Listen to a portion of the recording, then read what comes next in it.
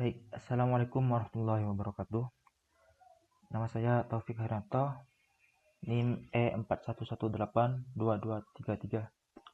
Saya akan menjelaskan tentang dashboard dan scorecard.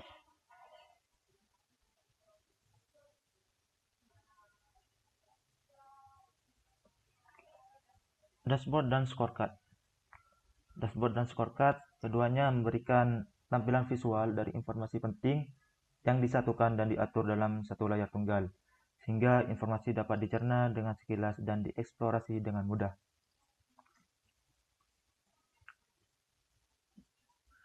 Tampilan visual tersebut menampilkan berbagai macam KPI di suatu perusahaan software yang menyajikan berbagai komponen tampilan visual dan charting khusus bagi para pengembang software. Perusahaan tersebut menjual produk-produknya melalui web dan menggunakan iklan banner yang ditempatkan di beberapa situs untuk meningkatkan trafik ke web utama. Dari dashboard tersebut, sangat mudah untuk mengetahui bahwa iklan banner yang ditempatkan pada situs The Code House adalah yang paling meningkatkan trafik ke situs utama tadi, dan bahwa The Code House memiliki presentasi click-through per impression yang paling tinggi. Dalam hal ini menunjukkan bahwa setiap 100 kali iklan banner perusahaan software tersebut ditampilkan di situs The Code House, sekitar 2 lebih sedikit dari pengunjung situs tersebut mengklik iklan banner tersebut. Secara keseluruhan, saluran semua banner menunjukkan bahwa ada lebih dari 205 juta impression. Hal tersebut menghasilkan 2,2 juta visit ke halaman utama yang diikuti dengan 1,2 visit ke halaman produk dan pada akhirnya 1 juta download. Akhirnya alat pengukur di dashboard menunjukkan bahwa peningkatan presentasi years to date YTD dalam visit drop banners dan visitors who downloaded telah melebihi target mereka, misalnya di bagian yang diarsir pada gambar. Dan cost per klik adalah sekitar 0,8 US$. Dashboard khusus ini memungkinkan para pengguna untuk melihat perbedaan pada statistik banner dan metrik-metrik pada alat pengukur per periode waktu atau produk drop-down pada bagian kanan atas.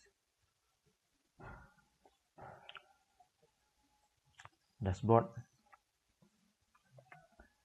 Menurut Stephen Few, dashboard adalah tampilan visual dari informasi paling penting yang dibutuhkan untuk mencapai satu atau lebih tujuan, dengan menggabungkan dan merangkainya dalam satu layar, single screen, sehingga informasi dapat dipantau dengan sekilas pandang. Sedangkan menurut Sandan Malik, dashboard adalah sebuah antarmuka komputer yang banyak menampilkan diagram, laporan, indikator visual, dan mekanisme alert yang dikonsolidasi ke dalam platform informasi yang dinamis dan relevan. Maka dapat disimpulkan bahwa dashboard adalah alat yang menyajikan tampilan visual yang lebih mudah dipahami untuk mencapai tujuan tertentu secara efisien, dan merupakan transformasi dari sistem informasi standar yang hanya menampilkan informasi secara tekstual. Manfaat dashboard. Manfaat dashboard sendiri yaitu mengkomunikasikan strategi dan tujuan yang dirancang oleh manajemen tingkat atas kepada pihak-pihak yang berkepentingan berdasarkan tingkatan dan tanggung jawabnya dalam organisasi. Yang kedua, memantau pelaksanaan dari rencana dan strategi yang telah dibuat kemudian, memungkinkan manajemen tingkat atas untuk melihat permasalahan yang terjadi dari penerapan strategi dan menetapkan cara untuk mengatasinya. Yang ketiga, menyajikan informasi secara sekilas dengan menggunakan grafik, simbol bagan, dan warna sehingga memudahkan pengguna dalam memahami dan membuat persepsi yang benar. Jenis dashboard. Jenis dashboard sendiri ada 6 jenis, yaitu yang pertama, Enterprise Performance Dashboard. Merupakan tampilan dashboard yang mengacu pada konsep balance scorecard yang digunakan untuk memantau kinerja organisasi secara top level. Terus yang kedua, Divisional Dashboard. Divisional Dashboard merupakan tampilan dashboard yang digunakan untuk bidang-bidang pada organisasi, Contohnya dashboard untuk pemasaran, keuangan, dan lainnya. Yang ketiga, proses atau activity monitoring dashboard. Merupakan tampilan dashboard yang digunakan untuk memonitor proses yang dianggap kritis seperti proses lalu lintas, manufaktur, cuaca, dan lainnya. Yang keempat, application dashboard. Aplikasi dashboard merupakan tampilan dashboard yang dibuat menyatu dengan aplikasi. Fungsinya untuk menjadi tampilan dalam menyajikan informasi pengukuran secara menarik. Terus yang kelima, customer dashboard. Customer dashboard merupakan tampilan dashboard yang digunakan oleh organisasi untuk mendukung aktivitas yang berhubungan dengan pelanggan. Yang terakhir, 6. Vendor dashboard. Vendor dashboard merupakan tampilan dashboard yang digunakan oleh vendor dalam berinteraksi dengan organisasi mitranya. Lanjut. Klasifikasi dashboard.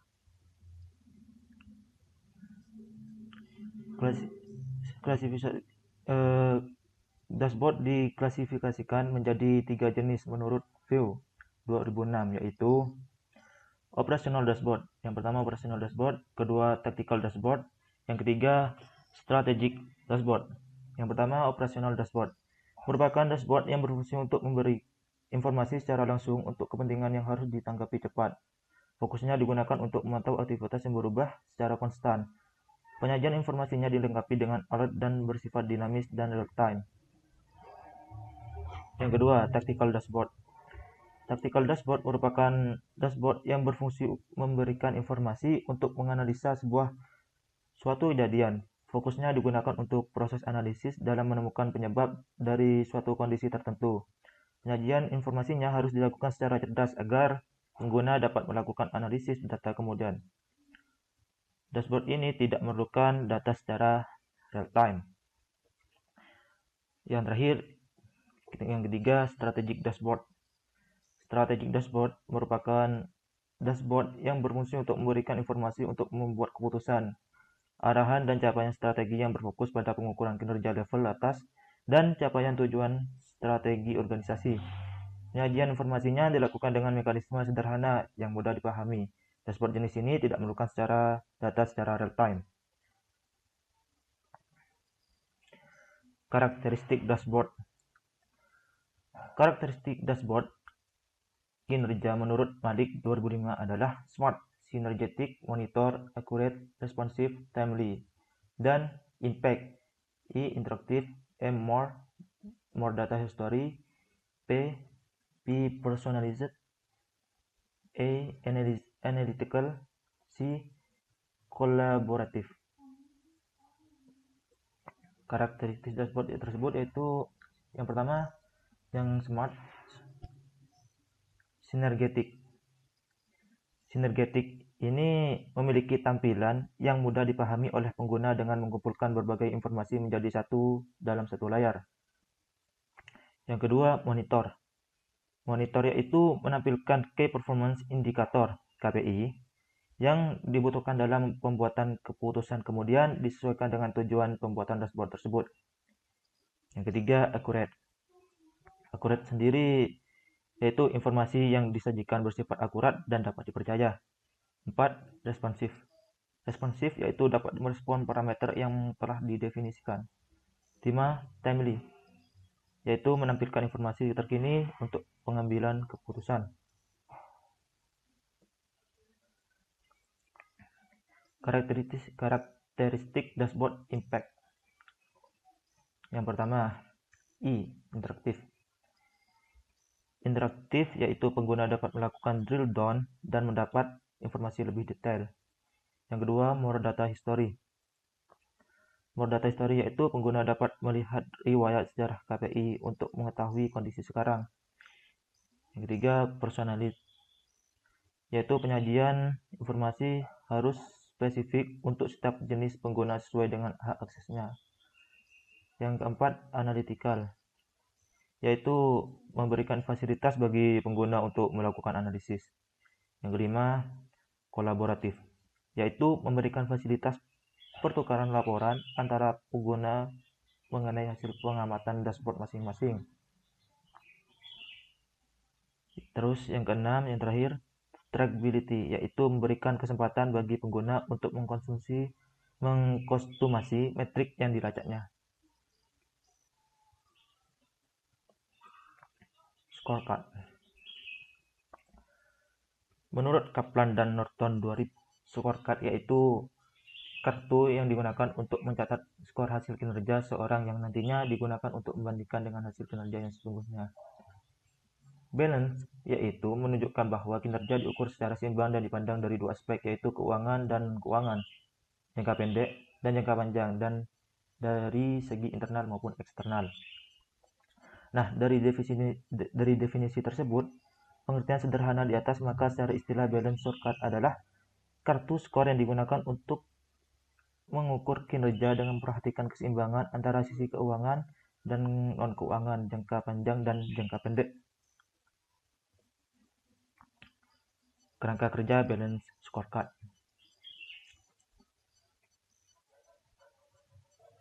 Menggabungkan antara pengukuran kinerja berbasis keuangan dan non-keuangan yang sangat menggambarkan kinerja dari setiap organisasi. Penerapan pengukuran kinerja keuangan dan non-keuangan terlihat pada penggunaan 4 komponen, yaitu yang pertama keuangan, yang kedua proses bisnis internal, ketiga pembelajaran, dan yang keempat pertumbuhan serta pelanggan. Dari keempat komponen tersebut berfungsi untuk mengintegrasikan pengukuran kinerja yang melibatkan unsur pendidikan, komunikasi, dan instrumen informasional dengan indikator kinerja yang berguna sebagai penggerak. Apabila organisasi terlalu mementingkan laporan keuangan, maka akan berimplikasi pada manajemen tingkat atas yang akan menggunakan pernyataan keuangan jangka pendek untuk mengambil keputusan perencanaan yang tidak tepat.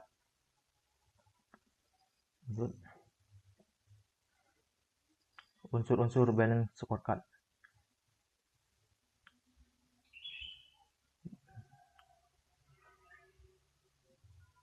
Yang pertama perspektif, yang kedua objektif atau sasaran strategis, yang tiga ukuran, yang keempat target, yang kelima inisiatif, dan yang keenam strategi map, peta strategi. Untuk yang pertama, yang perspektif, yaitu setiap perspektif dapat dijelaskan dengan pernyataan utama yang saling berhubungan. Jawaban dari setiap pertanyaan utama menjadi sasaran yang juga berhubungan dengan perspektif, dan kinerja yang dinilai atau diukur berdasarkan kemajuan untuk mendapat sasaran tersebut. Terdapat hubungan sebab akibat yang ditegaskan antar perspektif, yaitu kinerja yang baik pada sasaran pembelajaran dan pertumbuhan biasanya memberikan kemajuan pada sasaran proses bisnis internal, yang mana pastinya dapat meningkatkan organisasi di mata pelanggan, kemudian akhirnya akan menuntun pada kemajuan hasil keuangan. Yang kedua, objektif atau sasaran strategis. Objektif atau sasaran strategis ini merupakan sebuah tujuan akhir. Proses untuk mencapai sebuah sasaran diukur dengan satu pengukuran atau lebih. Seperti pada perspektif, terdapat hubungan sebab akibat antar sasaran. Maka sangat penting untuk menetapkan sasaran yang dapat diukur, berkaitan secara strategis, konsisten, dan memiliki penggambaran waktu yang jelas. Yang ketiga, ukuran. Ukuran merupakan indikator dari bagaimana sebuah bisnis dilakukan berdasarkan sasaran strategisnya. Selain itu, ukuran merupakan pernyataan kinerja yang dapat dihitung sebuah organisasi, biasanya memiliki beberapa jenis ukuran. Terus selanjutnya yang keempat, target. Target merupakan besaran pencapaian yang ditetapkan oleh manajemen atas organisasi untuk dapat mencapai sasaran strategis yang telah ditetapkan. Yang kelima, inisiatif. Inisiatif merupakan proses perubahan atau aktivitas yang dirancang untuk mencapai satu atau lebih sasaran, karena inisiatif merupakan hal yang akan membuat ukuran dapat mencapai targetnya. Inisiatif biasanya merupakan tanggung jawab dari satu orang atau kelompok dan akan dikelola seperti sebuah proyek. Yang terakhir, yang keenam, strategi map atau peta strategi. Strategi map ini dibagi menjadi tiga, yaitu strategi map Peta strategi merupakan sebuah cara visual untuk berkomunikasi tentang hubungan antar strategi. Pemetaan strategi merupakan cara yang penting untuk mengevaluasi dan menggambarkan dengan jelas perspektif, sasaran, ukuran, dan hubungan sebab akibat antaranya. Terus, tema strategi. Tema strategi merupakan kumpulan dari sasaran yang sama sesuai perspektif. Tema strategi dapat membantu dalam membuat strategi yang rumit agar dapat dimengerti dengan mengorganisasi dan mengkategorikan sasaran dan ukuran. Yang terakhir, strategi matriks strategi. Matriks strategi merupakan alat yang berguna untuk menggambarkan dan merangkum. Matriks strategi menampilkan sasaran, ukuran, target, dan inisiatif dalam satu tabel. Kemudian juga dapat menunjukkan bagian pada elemen kartu skor yang menunjukkan ketidakseimbangan. Sekian dari saya, apabila ada kesalahan mohon maaf sebesar-besarnya. Akhir kalam, wassalamualaikum warahmatullahi wabarakatuh.